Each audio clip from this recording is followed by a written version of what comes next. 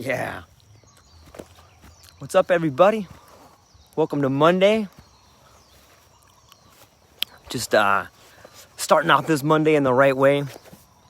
I've been thinking a lot more about influence and psychology and the book Propaganda and Social Engineering. Just different. Tim, what's up, buddy? How's the new boat, man? Makes me jealous. I was just telling everybody, Tim, that I've been really thinking a lot about how people get manipulated. In fact, how our leaders manipulate us and how we manipulate other people. And I was going into this book again right here, this book Propaganda by Edward Bernays. What's up, Lynn? Good to see you. And so I'm just going to read a few concepts from here. And then I wanted to talk about our language a little bit and how our language that we use on a daily basis radically changes how we see the world and how we see life. So let me just start a little bit with a little bit more from the book Propaganda by Edward Bernays.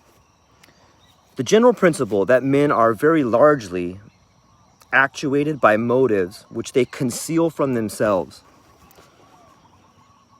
is as true of mass as of individual psychology. It is evident that the successful propagandist must understand the true motives and not be content to accept the reasons which men give for what they do. So what he's saying right there is that even though you think you do something for a reason, there's probably an underlying reason that you may not be giving full attention to.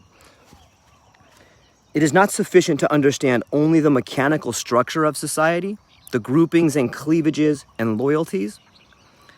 An engineer may know all about the cylinders and pistons of a locomotive, but unless he knows how steam behaves under pressure, he cannot make his engine run. Human desires are the steam which makes the social machine work. Only by understanding them can the propagandist control the vast, loose-jointed mechanism which is modern society. Human desires are the steam which make the social engine work. So if you can understand what people's desires are, if you can understand what people's motives are, then you can better manipulate them. And in fact, if you can understand your own desires, you can protect yourself from being manipulated by other people.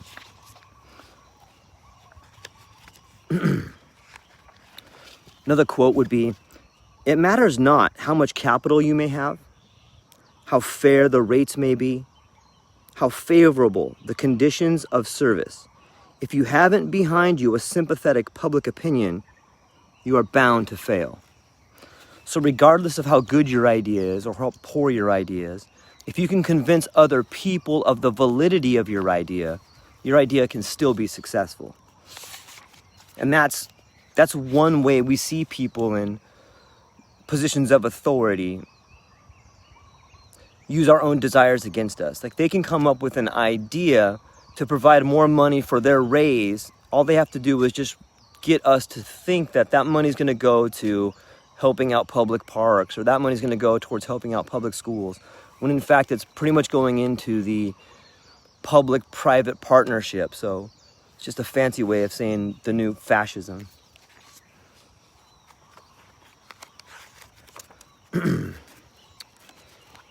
This particular issue is right here. It's called Propaganda and Political Leadership. No serious sociologist any longer believes that the voice of the people expresses any divine or specially wise and lofty idea.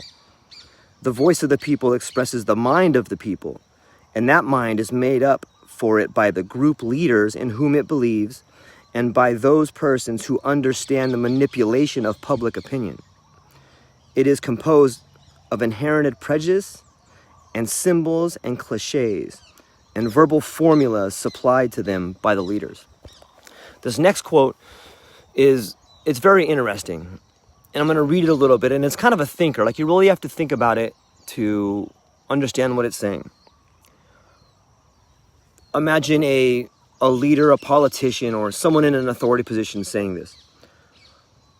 "I must follow the people? Am I not their leader?" So on one hand, he's saying, like, why would I follow the will of the people? I'm their leader. The people do what I tell them to. And that is one definition of what a leader does. However, listen to this statement. I must lead the people. Am I not their servant? It's just a fancy way of saying the exact same thing, but because you've used different words, you have fundamentally changed the way people think about it. And that's something to think about too. If you ever find yourself in a leadership position, or when you vote for someone in a leadership position, how does that leader feel? Does that leader think that he is to lead you? Is he to tell you what to do? Is he greater than you? Or is he someone that is going to best serve the ideas of the people? And I think that that's where everybody gets confused, whether you're the leader or whether you're the person voting for a leader. Like, what is the leader's responsibility? So that being said, I want to tie it into the language we use every day and the English language in general. I think I got a young daughter, and most of us have young kids, or most of us may have been through something similar where when you were in school, at least when I was in school, I was taught English, but it was never interesting to me. I just thought to myself, like, I already speak English. Like, why do I have to learn all this? And it's, you could blame the teacher, you could blame the school, or you could blame your environment, or you could blame yourself. It doesn't really matter if you've never found English interesting. It's not really relevant why at the time you didn't think it was interesting. But I want to tell you why it should be interesting and how it can be taught in schools that I think would make a marked difference. First off, English is something that our parents teach us and that we learn on a daily basis, but it's so much more important than that. Like, the canon that is the English language allows you to understand and see the world in a way that other people don't. To be clear on that, the better your vocabulary, the better you can describe something, the better you can see the world. The more empathy that you can have, the more ability you have to have abstract concepts and be able to explain things better, the more you can get people to understand your point of view. In the English language, there's a lot of the subject-object relationship. You know what I mean by that? Like, if I say to you, I love you, I would be the subject, you would be the object.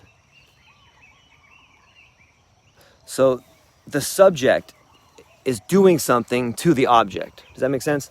So I love you. So as the subject, I would be loving you, the object. So if the subject is always doing something to the object, it kind of has an oppressed role. And everything we talk about, everything we have in our life has that subject-object relationship.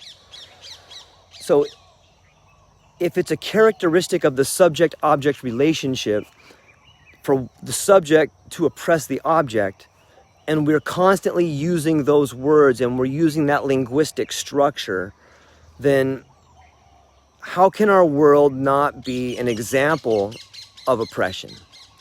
And it gets me back to changing our language and changing our life. I want to tack one more quick part on the subject-object relationship. And if you look at how that relationship and our language has affected our life, like, think about some of the shows on TV.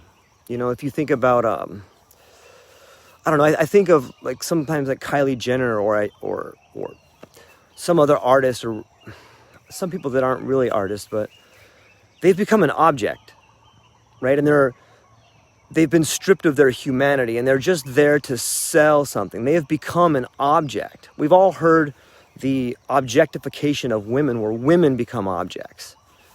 And it's the same thing with our life. Like, we're treating other people like objects. And I think we're doing it unconsciously because of the language we use. Like, we don't even see it anymore because it's so deep in our language. It's so buried in our language that we just take for granted that if I'm the subject, you're the object. If I'm the subject, I do something to the object, and the object becomes less than human.